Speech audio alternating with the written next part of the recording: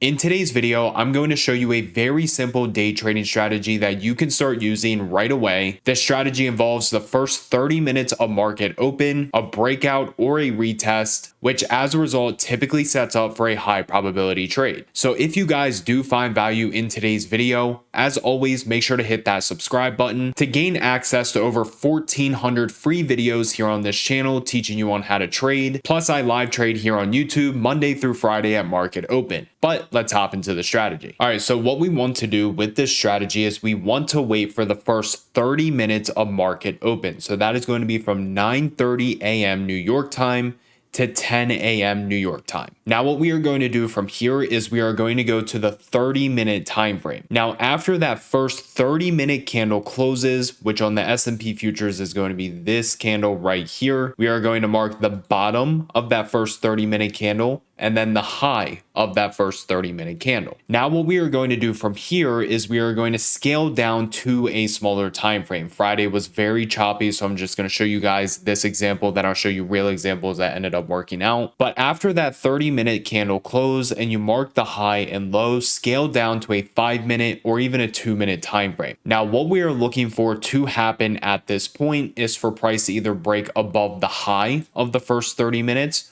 or for price to break below the low of the first 30 minutes. Now, depending on the volume and what happens when we break above or below this range, that could validate a breakout trade to the upside or a breakdown trade to the downside. I'm just gonna go ahead and clean this chart up a little bit. But what I mean by that is if we were to break above the high of the first 30-minute candle, we would want to see an elevation in the volume as we break above that high. If you see the elevation in the volume and it's very clear that price is breaking above this previous high, that would validate a long entry with a stop loss set right below the breakout zone. Now, the same thing would happen to the downside. If we break below this low, there's an elevation in the volume and it's very clear that price is trying to break below this previous low, you can look to go short with a stop placed right above this breakdown area. So again, it depends on how price reacts when it does break out or break down of this 30-minute range. Now, I do want you guys to keep in mind it is higher risk when you are trading these breakouts or breakdowns. So for me personally, what I really like is when price comes back and it retests that breakout or breakdown area. So if we were to break out to the upside above the high of that first 30-minute range and we come back down and we start getting bullish wicks off of this previous high point and price clearly showing us that it is supporting this area, well, that actually sets up for a very high probability long position, again with a stop loss set right below this previous high. Same thing would go to the downside. When we come back up and we retest that previous low of that 30-minute range, we are looking for bearish price action, bearish volume telling us that this area is becoming resistance. And if we see that, that validates a very high probability short position, again with a stop loss set right above that previous low. So now let me show you guys some examples on where this ended up working out. All right, so here's a really good example right here. Here's the low of the first 30-minute candle, and here is the high of the first 30-minute candle. As we can see in this example, price breaks above the high of this first 30-minute range, comes back down, retests this level as support, as we can see with this candle right here. And on this candle, as it broke below, reclaimed it. This is a very bullish wick.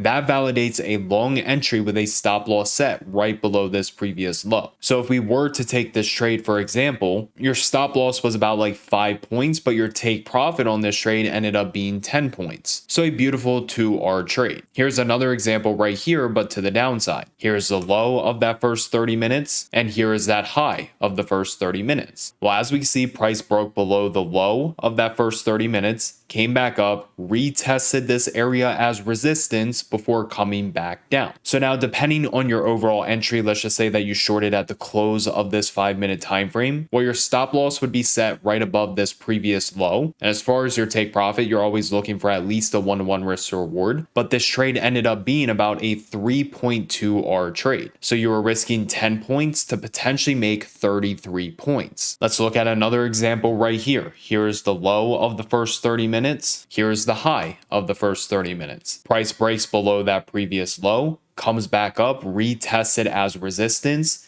If you ended up shorting at the close of this 5-minute candle right here, Again, stop loss is set right above that previous low. So realistically, you may be risking about like 6, 7, maybe 8 points.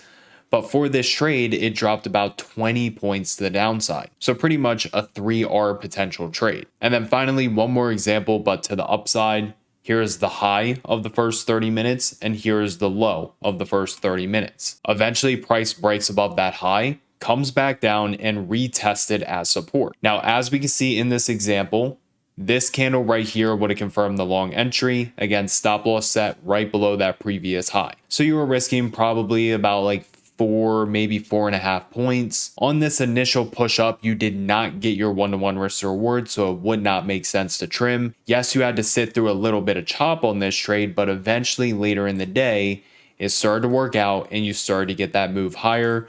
It never invalidated the trade idea.